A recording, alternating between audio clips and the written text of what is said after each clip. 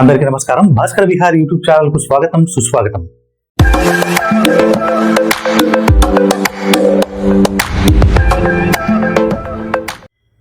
ఈరోజు నేను చెప్పబోతున్న అంశం దేని గురించి అంటే, మన రాష్ట్ర ప్రభుత్వం కానివ్వండి, అంటే ఆంధ్రప్రదేశ్ లేదా మిగిలిన రాష్ట్ర ప్రభుత్వాలు, కేంద్ర ప్రభుత్వం ఎప్పుడూ కూడా ఒక మాట చెప్తుంటాయి. ఏ అనే ఊరు నుండి బి అనే ఊరికి బుల్లెట్ రైలు వేస్తున్నాం. 2027లో లాంచింగ్, 2028లో బుల్లెట్ రైలు దూసుకువెళ్తుంది. అలాగే సి అనే ఊరు నుండి డి అనే ఊరికి వందే భారత్ స్పెషల్ ట్రైన్స్ వేస్తున్నాం, ఇందులో అన్ని సౌకర్యాలు ఉంటాయి అని మనకు మామూలుగా ఊదర కొడుతుంటాయి.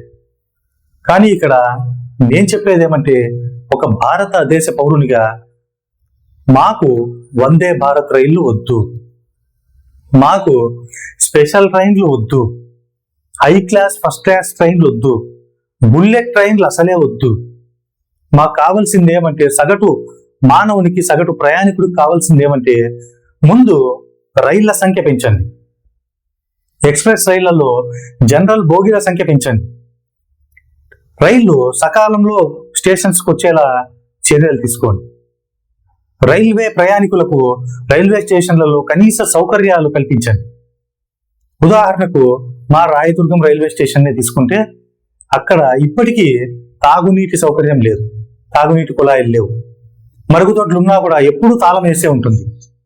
రెస్ట్ రూమ్ 2 మాత్రమే ఉన్నాయి, అందులో 1 మాత్రమే ఓపెన్ చేస్తుంటుంది. ఎందుకు చెప్పండి? కనీస సౌకర్యాలు ఇవ్వనప్పుడు మనకు కేంద్ర రైల్వే శాఖ ఎందుకు, ఏం చేస్తుంది? దీన్ని సమీక్షించని ప్రధానమంత్రి గారు ఏం చేస్తున్నారు? నరకం చూస్తున్నారు ప్రయాణికులు రైళ్లలో. దీని ఫలితం ఎక్కడికి దారి తీస్తుందంటే, నేను చెప్తా, bit to bit, pin to pin చెప్తా. నేను కూడా ఈ మధ్య రైళ్లలో ప్రయాణం చేశా కాబట్టి, రైలు 9 గంటలకు స్టేషన్కి రావాలంటే కనీసం 9:15 కన్నా రావాలి. కానీ 9:30కు రావచ్చు, 10కి రావచ్చు.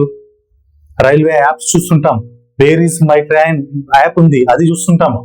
అంటే ట్రైన్ ఎక్కడ ఉంది ఇప్పుడు అని చెప్పి స్టేటస్, లైవ్ స్టేటస్, ఇవన్నీ కూడా చూసుకుంటుంటే 10కో వస్తుంది. అప్పుడు గమ్యస్థానానికి వెళ్ళేసరికి కనీసం అంటే గంటన్నర, 2 గంటలు, ఒక్కొక్కసారి 4 గంటలు కూడా లేట్ అవుతుంది. జనరల్ బోగీలు చాలా తగ్గించేశారు. ఉన్న రైళ్లు, ప్యాసింజర్ రైళ్లు కూడా చాలా చోట్ల రద్దు చేశారు కరోనా టైంలో, ఇప్పటి వరకు పునరుద్ధరించలేదు. కాబట్టి ఆ జనరల్ బోగీల్లో మనుషులు ఎంత దారుణంగా ప్రయాణం చేస్తున్నారంటే, ఎప్పుడన్నా అక్రమంగా పశువుల రవాణా జరుగుతుందని మనం పేపర్లో చూస్తుంటాం. అక్రమంగా పశువుల రవాణా, అవి ఆవులు కావచ్చు, ఎద్దులు కావచ్చు, వాటన్నిటినీ ఒక పెద్ద లారీ కంటైనర్లో వేసి కుక్కి వాటిని తీసుకుపోతుంటారు. అప్పుడు ఆ పేపర్లో ఆర్టికల్ చూసిన తర్వాత మనసులో వాళ్ళకి చాలా బాధ అవుతుంది. వాటిని చూడు పాపం, అంత నిలబెట్టి అంతగా తీసుకువెళ్తున్నారు, ఏం మనసులో ఏమో అని చెప్పి. ఇక్కడ మన కేంద్ర ప్రభుత్వం కూడా అదే చేస్తుంది. వాళ్ళన్నా ఎప్పుడో ఒకసారి పశువులను అక్రమంగా తీసుకువెళ్తారు. ఇక్కడ ప్రతిరోజు భారతదేశం అంతా కొన్ని లక్షల మంది ప్రయాణికులు రైళ్లలో అలాగే ప్రయాణిస్తున్నారు. నిలబడుతూనే ప్రయాణం చేస్తున్నారు, టాయిలెట్స్ దగ్గర నిలబడే ప్రయాణం చేస్తున్నారు, అక్కడ మెట్ల దగ్గర కూర్చొని లేదా నిలబడే ప్రయాణం చేస్తున్నారు. దీని ఫలితంగా రిజర్వేషన్ బోగీల్లో కూడా జనరల్ వాళ్ళు వస్తున్నారు. టీసీలు ఏమన్నా అడ్డు చెప్పడానికి ప్రయత్నించినా లాభం లేకపోతుంది. టీసీలు కూడా ఏం మాట్లాడలేని పరిస్థితి. ఎందుకంటే ప్యాసింజర్స్ ఎక్కువ, ట్రైన్స్ తక్కువ, జనరల్ బోగీలు ఇంకా తక్కువ. ఎంతసేపు స్లీపరు, ఏసీ, దాంట్లో మరి third AC, second AC, first AC ఇలాగే ఉన్నాయి తప్ప జనరల్ బోగీలు ఎక్స్ప్రెస్ ట్రైన్కి ఎన్ని ఉన్నాయి చెప్పండి? 2 లేక 3 ఉంటే ఎక్కువైపోయింది. పోనీ సరే, ఆ ఎక్స్ప్రెస్ రైలు వదిలేయండి, ప్యాసింజర్ రైలు అన్నా కూడా ఎక్కువగా వేయాలి కదా. రద్దీ దృష్టిలో పెట్టుకొని, నేను ప్రతి రైల్వే స్టేషన్లో వేయమని చెప్పడం లేదు. ఏ ప్రదేశాల మధ్య ఎక్కువగా ట్రావెల్ చేస్తారో ఆ ఏరియాలో వేయచ్చు కదా. లేదు. కానీ వందే భారత్ రైలు పలానా చోట ఓపెన్ అయింది, బుల్లెట్ రైలు ప్రాజెక్టు తెస్తున్నాము, అవి ఎందుకండి మనకు? మొదట వీటిపైన దృష్టి పెట్టండి. ఈ సమస్యలపైన ప్రయాణికులు ఎంత ఇబ్బంది పడుతున్నారో వాటిపైన దృష్టి పెట్టండి. మీరు వారికి సుఖవంతమైన ప్రయాణం అందించడం పైన దృష్టి పెట్టండి. సామాన్య, మధ్యతరగతి, పేద ప్రయాణికులపైన దృష్టి పెట్టండి. వందే భారత్ రైల్లో ఏ పేదవాడు ప్రయాణం చేయడు. రేపు పొద్దున బుల్లెట్ రైలు వస్తే వందే భారత్ కంటే కూడా ఇంకా 3 రెట్లు ఛార్జీ ఎక్కువే ఉంటుంది కదా. అంత ఛార్జీ పెట్టి ఏ పేదవాడన్నా ప్రయాణం చేస్తాడా? లేదు. 100కి 80% మంది ప్రయాణికుల్లో పేదవాళ్లే ఉన్నారు, మధ్యతరగతి వాళ్ళే ఉన్నారు.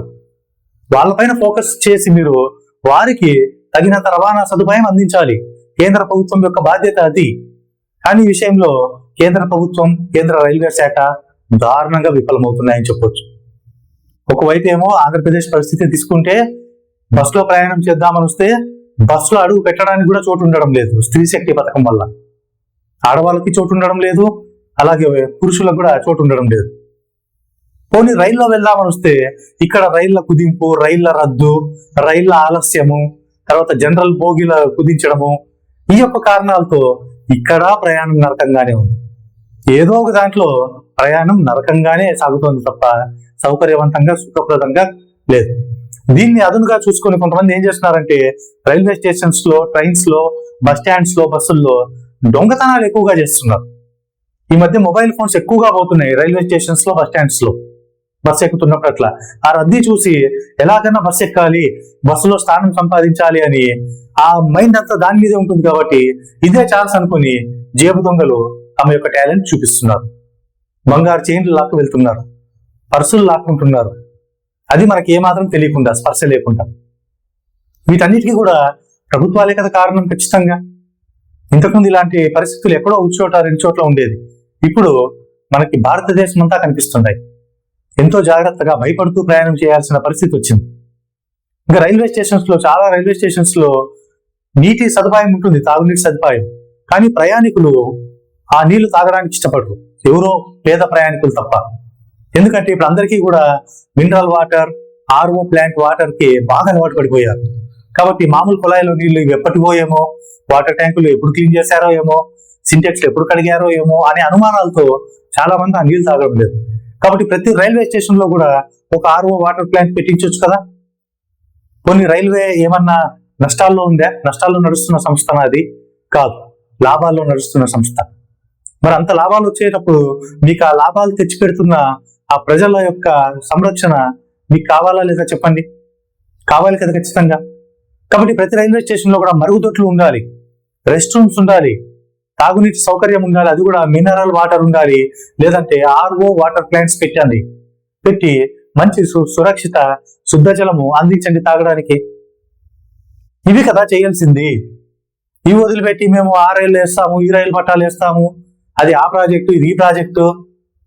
ఎందుకంటే మన యొక్క శక్తి సామర్థ్యాలు మనకు బాగా తెలుసు. మనం వేటి మీద దృష్టి పెట్టాలో వాటి మీద పెట్టాం, వేటి మీద పెట్టకూడదో వాటి మీద పెడతాం. ఎందుకంటే అవతల చైనా, జపాన్ ఇలాంటి దేశాల్లో బుల్లెట్ ట్రైన్లు ఎప్పుడో వచ్చేసాయి. వాటిని మించిన అడ్వాన్స్డ్ ట్రైన్స్ కూడా అక్కడ అందుబాటులో వచ్చేసాయి. ఎప్పుడో, ఇప్పుడు కాదు, దాదాపు 10-15 సంవత్సరాలు, 20 సంవత్సరాల క్రితం కూడా అక్కడ ఉన్నాయి.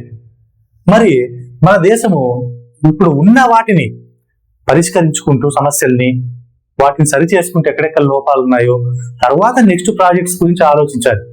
అంతేగాని ఇక్కడ ప్రయాణికుల్ని అసలు చంటి పిల్లల్ని వేసుకొని ఆ తల్లులు తండ్రులు రైల్లో ఎట్లా ప్రయాణం చేస్తున్నారో తెలుసా? ఎప్పుడన్నా ఒక బృందాన్ని మీరు రైల్వే స్టేషన్లో పంపించి ఎంక్వైరీ చేయించారా? ప్రయాణికులు ఎలా ప్రయాణం చేస్తున్నారని రైళ్లలో పంపించారా ఒక బృందాన్ని? వాళ్ళ మంత్రులు కావచ్చు, అధికారులు కావచ్చు, ప్రయాణికుల సమస్యలు ఏమున్నాయో తెలుసుకోండి రైల్వే స్టేషన్లో పంపించారా? లేదు.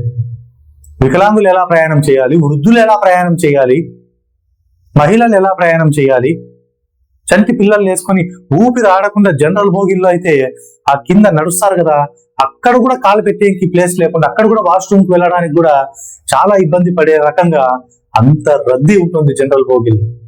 దీనికి కారణం ఖచ్చితంగా కేంద్ర ప్రభుత్వం యొక్క నిర్లక్ష్యం, అసమర్థతే.